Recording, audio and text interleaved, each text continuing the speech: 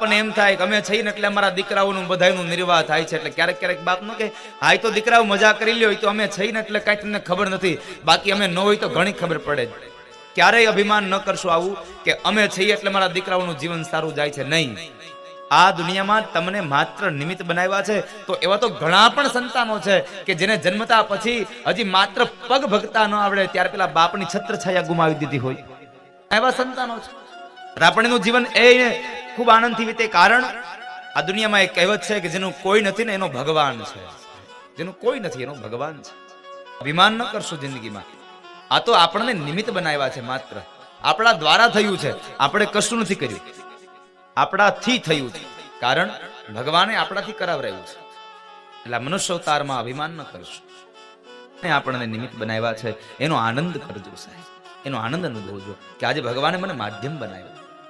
ભગવાને આ દુનિયાની રચના કરીને, આ દુનિયાની રચના કરતા ભગવાને બધું જ મેનેજમેન્ટ કરીને રાખ્યું છે. આ દુનિયાની ઉત્પત્તિની વાત બતાવે, ઉત્પત્તિની વાત બતાવે. આમ જો એક બાજુ જોવા જઈએ ને તો આપણને એક બાજુ વિચાર આવે ભગવાને કેમ રચના કરી હશે બધું, અને આ બધું ક્યારે ગોઠવી રહ્યા હશે. ગોઠવી રહ્યા હશે તો ઠીક વાત છે, પણ એક વાત તો નક્કી છે, ભગવાને કોઈ ના કોઈ જગ્યાએ મેનેજમેન્ટનો કોર્સ કર્યો છે, એ વાત નક્કી છે. એને એન્જિનિયરિંગ કર્યું છે, 100% છે. નહીં તો આવડી મોટી દુનિયા કેમ ચલાવે સાહેબ? હવે એક નાનું એવું મકાન આપણે બનાવવું હોય તો કેટલા એન્જિનિયર લઈ આવીએ, આખી દુનિયા બનાવી, અને છતાંય વળી પાછી ક્યાંય ભૂલ નહીં હો. આપણે તો ઘણી વખત એવી ભૂલ થાય તો મકાન ચણાઈ ગયા પછી દિવાલ ઉપાડવી પડે, આવા દાખલા હોય. આની તો કોઈ ભૂલ નહીં. સાથે એક વાત કહેવી ગમે કે આ બધું બનાવ્યું, પણ આ બધું ક્યાં લેવા ગયા હશે સાહેબ? એ વાત તો ઈ બનાવો, આ પૃથ્વીનો આવડો મોટો ગોળો બનાવ્યો, આ પૃથ્વીનો ગોળો બનાવવામાં આટલી બધી માટી લેવા ક્યાં ગયો હશે? ક્યાં ખાળિયા ખોદ્યા હશે? ક્યાં ગયા હશે ભગવાન? મહાપુરુષો કહે છે ભગવાને જે ખાળિયા ખોદ્યા અને જે ખાડા પડ્યા ને એ ખાડા સમુદ્ર બન્યા છે, એમાં પાણી ભરાયું અને એ સમુદ્ર બન્યા છે. ખાળિયા ખોદ્યા અને એમાંથી જે માટી કાઢી એ માટીનો એક પિંડ બનાવ્યો અને એની બની આ પૃથ્વી. એ ક્યાં હશે? ગામડાનો કુંભાર એક ચાકડો ચડાવે, એને ચાક હકાવે, માટલું બનાવે.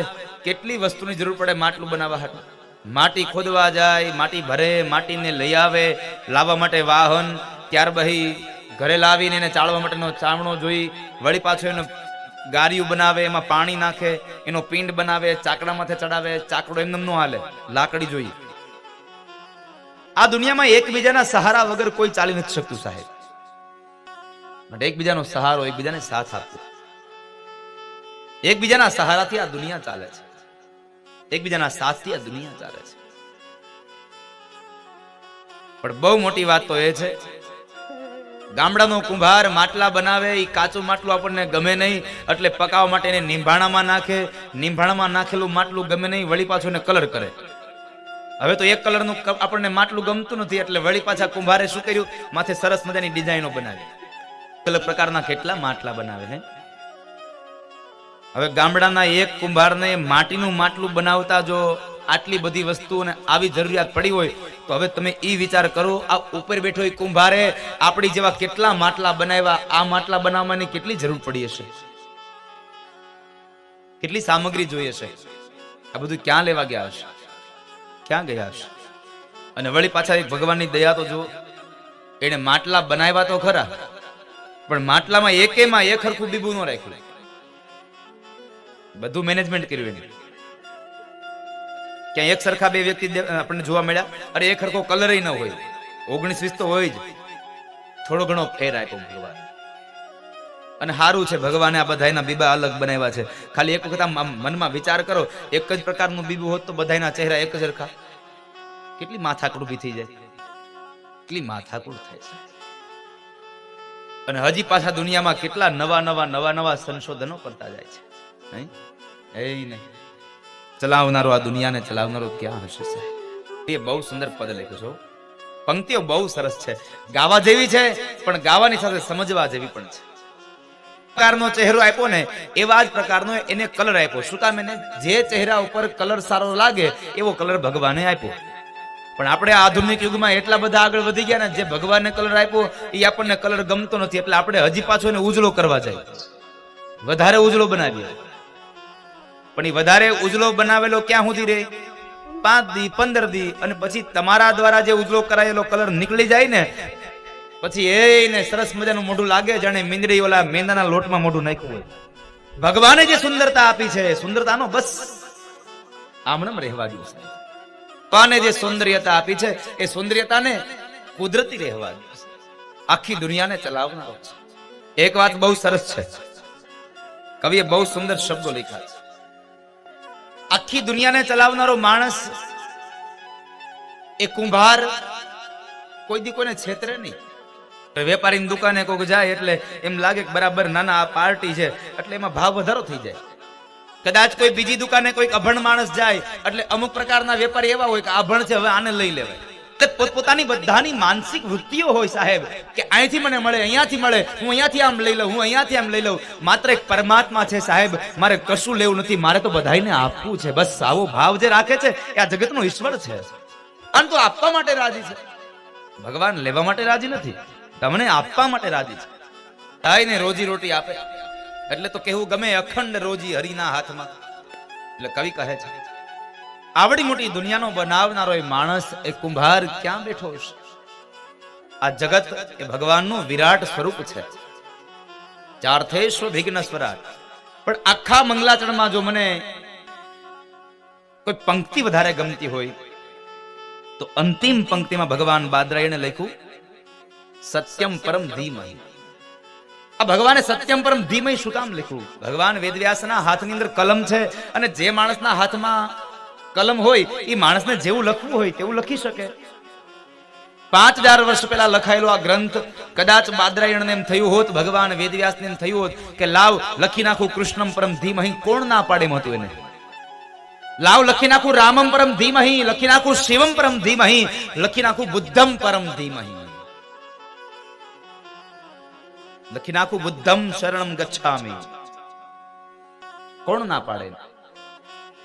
જેના હાથમાં સત્તા છે કોણ ના પાડે? છતાં આપણે એને શું કર્યું? એ સત્તાનો સદુપયોગ કર્યો. સત્તાનો દુરુપયોગ ન થઈ જાય એટલા માટે એને સત્તાનો સદુપયોગ કર્યો, અને પોતાને મળેલો અધિકાર છે એને અધિકારને સદમાર્ગે વાપર્યો. શું કર્યું? લખ્યું સત્યમ પરમ ધીમહિ. સત્ય એટલે ઈશ્વર, સત્ય એટલે પરમાત્મા. સત્ય એ જ ભગવાનનું રૂપ છે સાહેબ. ગઈકાલે પણ મહાત્મ્યના પ્રથમ શ્લોકમાં બતાવ્યું સચ્ચિદાનંદ રૂપ, જેમાં સત અને ચિત્ત. સત પેલા આવે છે સાહેબ, સત સત્ય, અને સત્ય હંમેશા શાશ્વત હોય, સત્ય કોઈ દિવસ નાશવત ન હોય સાહેબ. સત્ય તો અવિનાશી છે, નાશી નથી, અવિનાશી છે.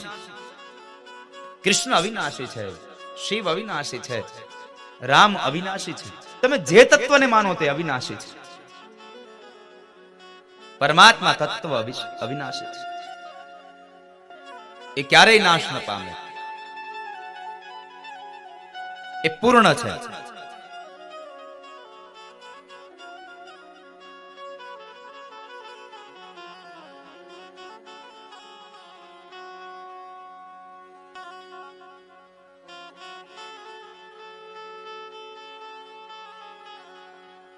એ પૂર્ણ બ્રહ્મ છે, અને પૂર્ણ ક્યારેય અપૂર્ણ ન થાય, અને અપૂર્ણ હોય ને તમે ક્યારેય પૂર્ણ ન કહી શકો.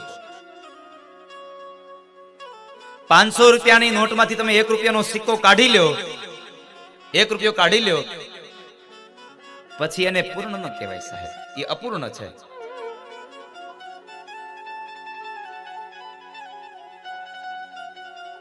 તો ઘણા લોકો એમ કહે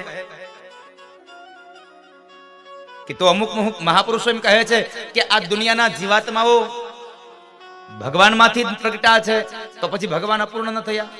નહીં સાહેબ, ઈશ્વર અપૂર્ણ ન થવાય. કારણ ભગવાનમાંથી નીકળેલો જીવાત્મા વળી પાછો ભગવાનમાં જ ભળે છે. અને ભગવાન આદ્ય શંકરાચાર્ય મહારાજ તો કહે છે ચિદાનંદ રૂપમ શિવોહમ શિવોહમ. આ જગતનો દરેક જીવાત્મા આનંદનું રૂપ છે. કારણ સ્વયં ભગવાન કૃષ્ણએ ગીતાજીમાં કીધું મમે વાંશો જીવ લોકે જીવભૂત સનાતન. આ જગતનો તમામ જીવાત્મા મારો અંશ છે, હું અંશી છું. પાનમાંથી નીકળેલું આ તત્વ ભગવાન પૂર્ણ છે.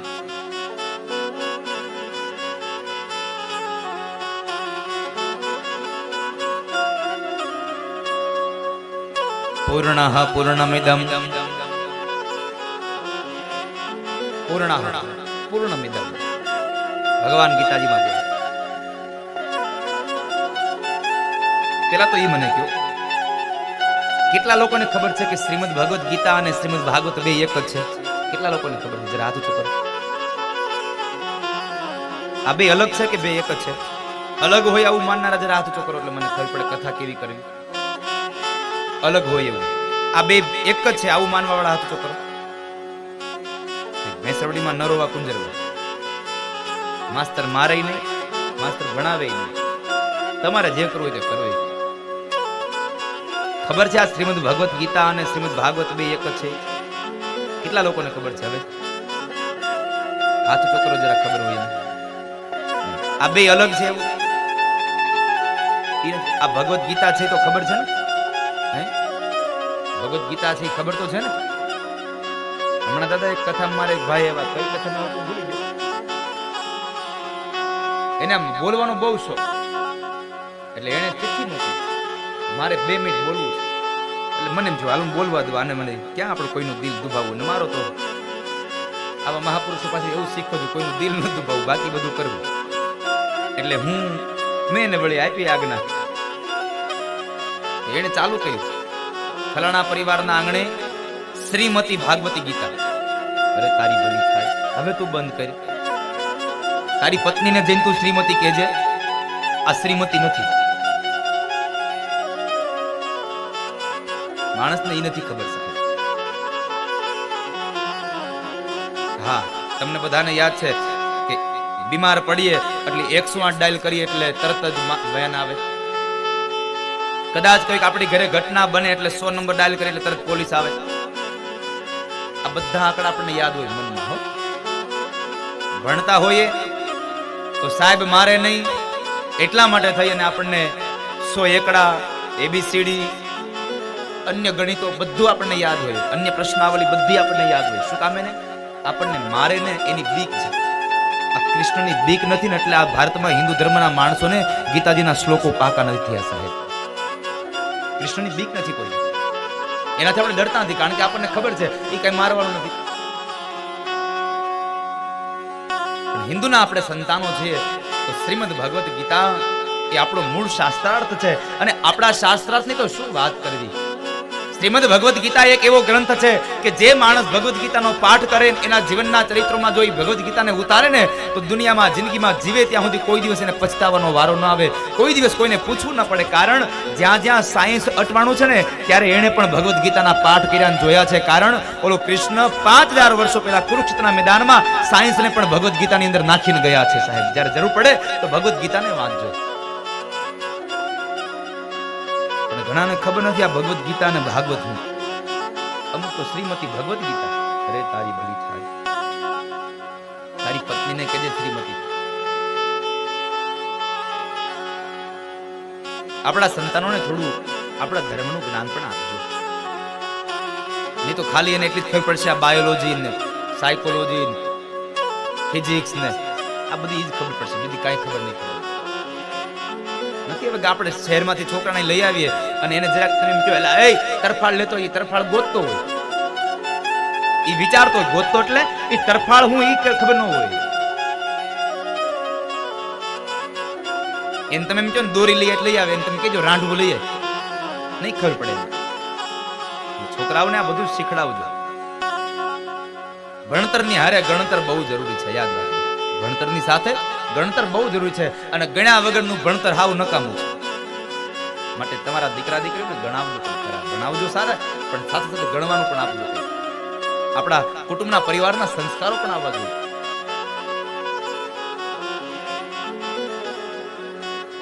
સત્યને વંદન.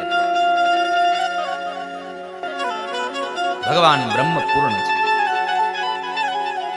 ઈશ્વરને વંદન કર્યા. સત એ પરમાત્માનું સ્વરૂપ છે.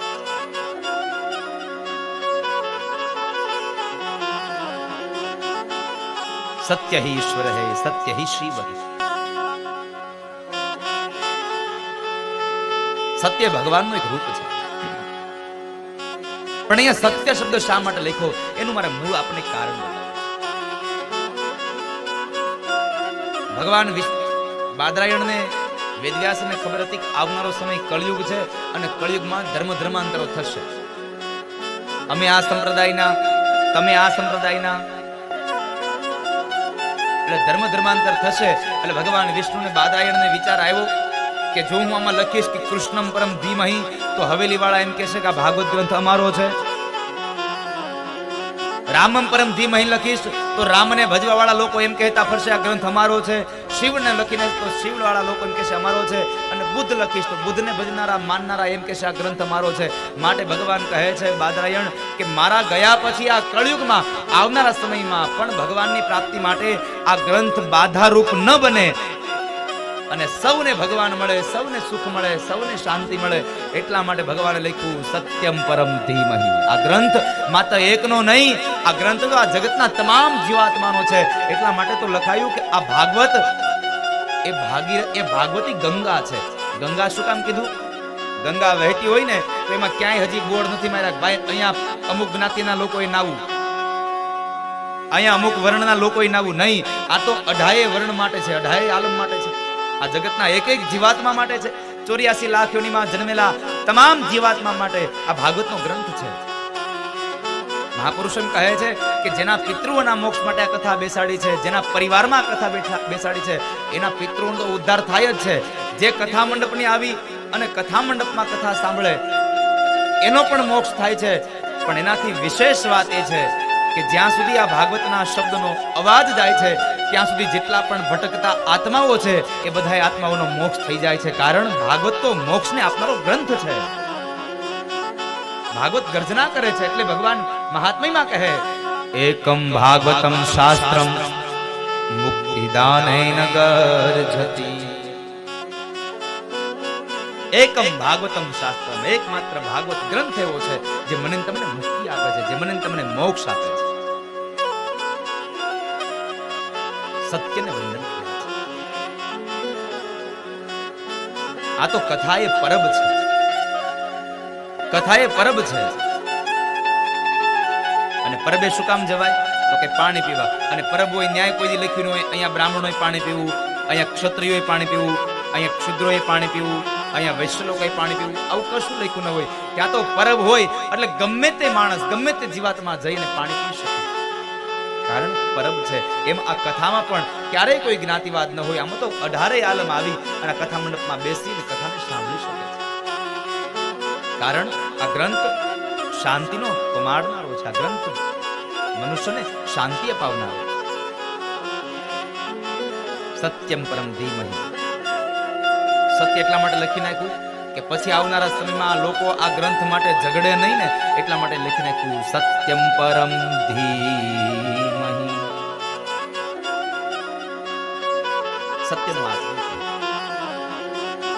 કથા એ પરબ છે. અને દુનિયામાં કહું છું આપ સૌને આ ભાગવતની કથાથી કે આ દુનિયામાં આવ્યા પછી જો પીવાની ઈચ્છા થાય ને તો આવા ભાગવતના રસ પીજો, ભગવાનના નામનો રસ પીજો.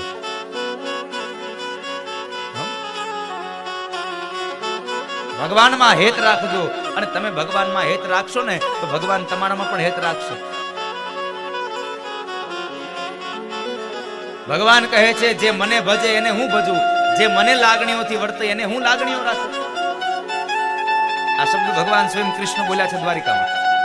જ્યારે સુદેવ નામના બ્રાહ્મણ રૂકમણીનો પત્ર લઈને ગયા અને પત્ર સાંભળ્યો એટલે ભગવાને કીધું, સુદેવ નામના બ્રાહ્મણે કીધું પ્રભુ હે દ્વારિકાનાથ શું વિચાર છે તમારો? હવે જવાબ આપો. કારણ એક રાત આડી છે. જવાબ આપો. અને જ્યારે ભગવાન કૃષ્ણ બોલ્યા છે ભૂદેવ મારું મન પણ હવે રૂકમણીમાં લાગે છે, મને પણ રૂકમણીના સપના આવે છે, મને પણ એની અંદર મારું મન લાગી ગયું, મને નિંદ્ર નથી આવતી. હું ક્યારે બને? ભગવાન કહે છે ભૂદેવ જે મારી અંદર મારામાં ભાવ રાખે ને એના પ્રત્યે મને ભાવ જાગે. અને ભાવ વગર તો આ દુનિયામાં કશું છે